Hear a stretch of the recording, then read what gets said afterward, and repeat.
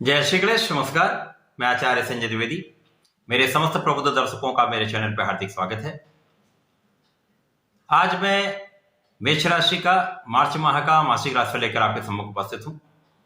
मार्च माह मेष राशि के जातकों के लिए किस प्रकार का होगा, किस प्रकार के लाभ मिलने वाले हैं, कौन सा भाव अत्यंत प्रबल हो रहा है, कहां पर आप कितना लाभ लेंगे, कार्यक्षेत्र में कितनी प्रबलता आएगी अथवा भाग्य का कितना साथ मिलेगा, कहां पर समस्या आ सकती है, इसका क्या निराकरण है, संपूर्ण विश्लेषण मैं पूर्ण तर्क के साथ करने जा रहा हूं। प्रिय दर्शकों, ये राशिफल आपके चंद्र राशि पर आधारित है। जिन जातकों का मेष लग्न है उनको भी राशिफल अवश्य देखना चाहिए। 1 मार्च को ग्रहों की जो स्थितियां वो इस प्रकार होंगी। लग्न में ही राहु होंगे, तृतीय भाव में लग्नेश मंगल का गोचर चल रहा होगा, सप्तम भाव में केतु का गोचर होगा। इसी प्रकार से आपके एकादश भाव में त्रिग्रही योग का निर्माण हुआ है, जहां पर शनिदेव होंगे अपने मूल त्रिकोण कुंभ राशि में, यहाँ पर सूर्यदेव भी होंगे, यहाँ पर बुध का गोचर चल रहा है। इसी प्रकार से द्वादश भाव में जहां पर गुरुदेव बृहस्पति की राशि है वहां पर गुरुदेव बृहस्पति भी होंगे और शुक्राचार्य। तो 2 गुरुओं का संयोग आपके द्वादश भाव में चल रहा होगा। इसके पश्चात मंगल स्वयं राशि का परिवर्तन करके आपके तृतीय भाव में गोचर करना प्रारंभ करेंगे, जो कि पराक्रम का ही भाव है। लग्नेश जिनके पास पराक्रम का कारकत्व है, पराक्रम के भाव में पहुंचेंगे। इसी प्रकार से सूर्यदेव का राशि परिवर्तन आपके द्वादश भाव में हो जाएगा। यहां से शुक्राचार्य का राशि परिवर्तन आपके लग्न में होगा, तो बुध का परिवर्तन आपके द्वादश भाव में होगा। तो संपूर्ण ग्रह स्थितियां हैं। इन संपूर्ण स्थितियों को देखते हुए, ग्रहों के परिवर्तन तथा लग्नेश की स्थिति को देखते हुए ये संपूर्ण राशिफल मैं आपके लिए प्रस्तुत कर रहा हूं। प्रिय दर्शकों, यहां पर मैं सदैव ही कहता हूं और ज्योतिषी सूत्र भी कहता है कि यदि आपकी लग्न बलवान है, आपकी दशा अच्छी चल रही है, तो गोचर का आप विशिष्ट लाभ ले सकते हैं। पिछले वर्ष से ही राहु का गोचर आपके लग्न में चल रहा है। राहु एक नकारात्मक ग्रह है, एक विषाक्त ग्रह है, जिसका मंगल के साथ अति शत्रु का भाव होता है। अब जब ऐसा ग्रह, ऐसा प्लेनेट आपके लग्न में गोचर करना प्रारंभ करता है, तो निश्चित रूप से जीवन में समस्याएं बढ़ती हैं, कष्ट बढ़ते हैं, अवरोध बढ़ते हैं, विवाद बढ़ते हैं। क्योंकि मंगल ऊर्जा की राशि है, मंगल ऊर्जा के कारक हैं, सेनापति हैं।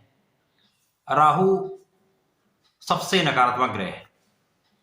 तो जब इन दोनों का संयोजन बनता है तो कहीं ना कहीं एक अंगारक योग का निर्माण होता है, जो जीवन को अस्त व्यस्त कर देता है, विवाद बढ़ा देता है, वाणी का भाव कठोर कर देता है, साथ ही साथ यहां पर मानसिक शारीरिक तनाव देता है। तो यही स्थिति मेष राशि के जातकों के लिए चल रही है। इसी प्रकार से आपके जीवन साथी के साथ संबंधों में कहीं ना कहीं समस्या, जीवन साथी के स्वास्थ्य में समस्या, ये सारी जो घटनाएं हैं वो चल रही है। कुछ परिवर्तन आपके अनुकूल हो रहे हैं, कुछ कहीं ना कहीं प्रतिकूल भी हैं, क्योंकि राहु का गोचर लंबे समय के लिए होता है।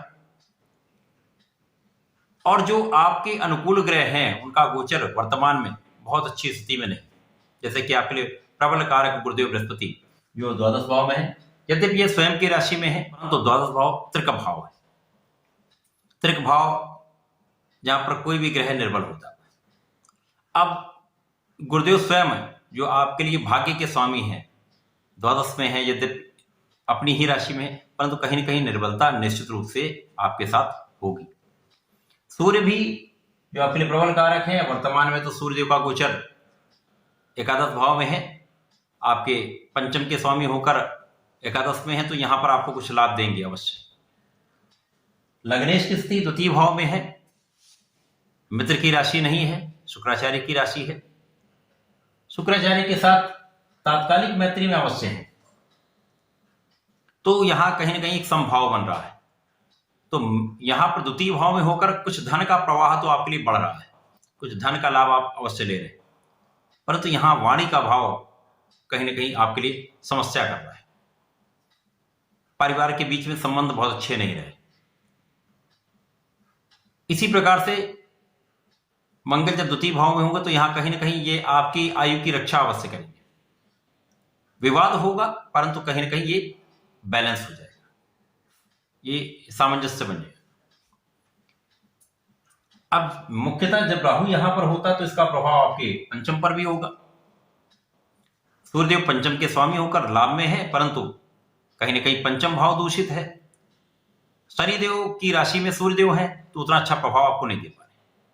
तो यहां पर कहीं ना कहीं शिक्षा में कुछ अवरोध, शिक्षा होगी, शिक्षा में कहीं कोई बहुत बड़ी समस्या नहीं है, परंतु यहां पर किसी भी अच्छे ग्रह का कोई भी प्रभाव यहां पर नहीं दिख रहा है। यहां पर शनिदेव का प्रभाव है, यहां पर सूर्य का प्रभाव तथा बुध का प्रभाव होगा। बुध जो कि पराक्रमेश है, सस्टेश, उनका प्रभाव भी यहां पर होगा। कार्यक्षेत्र के स्वामी शनिदेव का प्रभाव यहां पर होगा। तो जो कार्यक्षेत्र में आप शिक्षा से लाभ ले सकते हैं, ज्ञान के क्षेत्र में यदि आप कार्य करते हैं वहां पे आपको लाभ मिलेगा। मेडिकल लाइन में है तो वहां पर आपको लाभ मिलेगा। चिकित्सा के क्षेत्र में निश्चित रूप से आपको यहां पर लाभ मिलेगा। परंतु जो लोग शिक्षा ले रहे हैं, जो छात्र हैं, उनके लिए कहीं ना कहीं एक भ्रमित करने का ये समय चल रहा है। प्रेम संबंधों के लिए यह समय बिल्कुल अच्छा नहीं है। अलगाव की स्थिति 100% होगी। इसके पश्चात राहु का प्रभाव सप्तम को तो बहुत बुरी तरह से यहां पर प्रभावित कर रहा है, जिसके कारण पार्टनरशिप में भी उतना अच्छा लाभ आपको नहीं मिल रहा है। पत्नी पति के साथ संबंध अच्छे नहीं रहते, क्लेश बढ़ जाता है, तनाव बढ़ जाता है। स्वयं का स्वास्थ्य तथा जीवन साथी का स्वास्थ्य यहां पर निर्भर होता है। इसके पश्चात भाग्य का साथ पूरा ना मिल पाना, गुरुदेव का पूरा सपोर्ट आपके पास है, लेकिन यदि स्वयं गुरुदेव ही निर्बल अवस्था में होंगे तो कितना सपोर्ट कर पाएंगे, कितना आपको लाभ दे पाएंगे। तो भाग्य का भी उतना साथ नहीं मिल पाया जितना मिलना चाहिए। अब जो त्रिग्रही योग का निर्माण है, जैसे मैंने कहा, यहां पर शनिदेव की स्थिति अत्यंत प्रबल है, जो कि षष्ठ नामक राजयोग में है। बहुत तनाव के बाद भी, बहुत समस्याओं के बाद भी यहां पर आप अपने कार्य क्षेत्र में निश्चित रूप से सफलता प्राप्त करेंगे, प्रगति करेंगे। व्यापार में प्रगति होगी, कुछ विवाद भी होगा, मतभेद भी होगा, क्लेश भी होगा, परंतु कार्यक्षेत्र में प्रगति होगी। कार्यक्षेत्र से आप लाभ भी लेंगे। कहीं ना कहीं शनिदेव और सूर्य का प्रभाव आपके लग्न को भी प्रबलता दे रहा है, तो राहु का प्रभाव कुछ निर्बल होगा।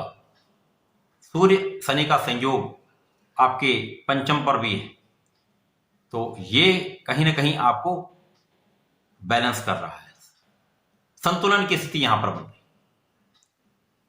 बुध यहां पर होंगे तो बुध यहां पर निश्चित रूप से आपके लिए पराक्रम बढ़ाएंगे, तो आप अपने कार्यक्षेत्र में सही ढंग से कार्य कर पाएंगे। परिश्रम बढ़ गया, कार्यक्षेत्र के स्वामी की स्थिति अच्छी है तो कार्यक्षेत्र में आपको सफलता निश्चित रूप से मिलेगी। सूर्य का साथ भी मिल गया, उच्चाधिकारियों का सहयोग भी मिलेगा आपको, तो यहां पर निश्चित रूप से आप लाभ लेंगे। यहां पर धन का भी आपको लाभ मिलता रहेगा। द्वादश भाव में शुक्राचार्य हैं, जो कि आपके सप्तम के स्वामी। सप्तम के स्वामी का द्वादश में जाना, यद्यपि शुक्राचार्य को कार्यकत्व प्राप्त है, तो शारीरिक निर्बलता के बाद भी कहीं ना कहीं आप आपस में एक प्रेम यहां पर रहेगा, बहुत कटुता नहीं आने वाली है। गुरुदेव भी हैं तो एक बैलेंसिंग स्थिति जो है, एक सामंजस्य बन जाएगा। आप एक दूसरे का जो है कठिनाइयों को समझ सकेंगे। जब एक दूसरे की कठिनाइयों को आप समझ लेंगे तो कहीं ना कहीं सहयोग बढ़ जाता है, तो सहयोग, आपसी सहयोग आपका बढ़ेगा।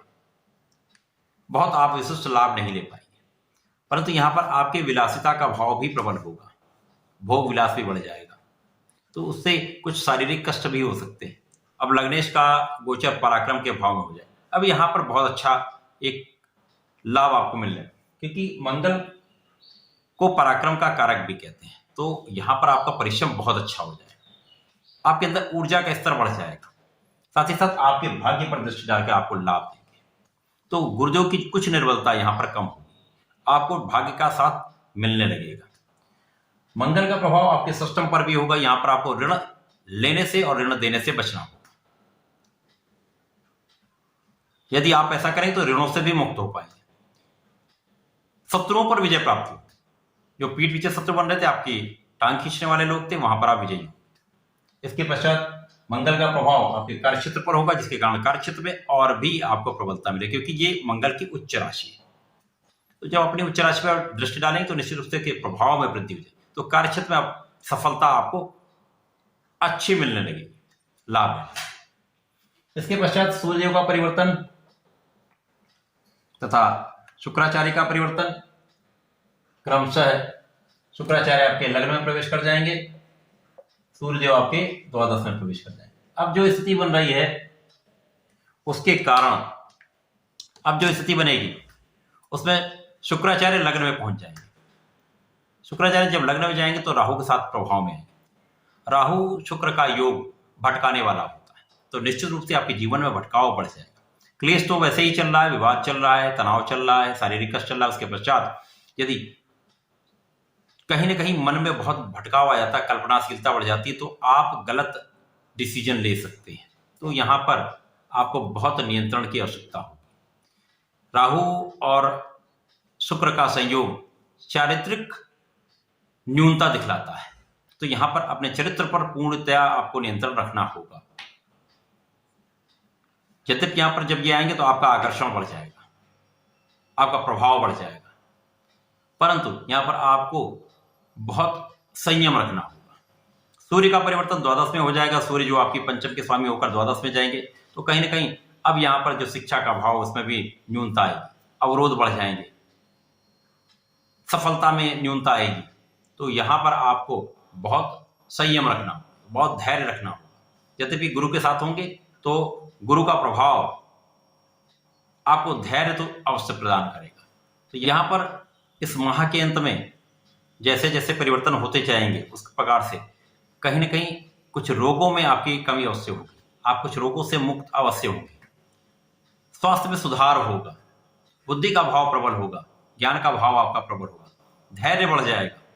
तो ये माह कहीं ना कहीं संघर्ष कराकर कार्यक्षेत्र में तो उन्नति आपको निश्चित रूप से कराने वाला है, परंतु बहुत चीजों पर आपको संयम भी रखना होगा, अपनी वाणी पर नियंत्रण रखना होगा, विवाद से बचना होगा तथा अपने चरित्र पर पूर्णतया नियंत्रण रखना होगा। यदि आप ऐसा करते हैं तो इस माह का आप लाभ ले पाएंगे। मेष राशि के जातकों को नियमित रूप से शंकर वचन की शरण में रहना चाहिए, उनके मंत्र का जाप करें अथवा नियमित रूप से हनुमान चालीसा करके यदि प्रत्येक मंगल शनिवार को भजनमाला का पाठ कर लेते हैं तो निश्चित रूप से संकटों में कमी आएगी, लाभ में वृद्धि हो जाएगी। तो ऐसा करें, इसका लाभ लें। धन्यवाद, नमस्कार।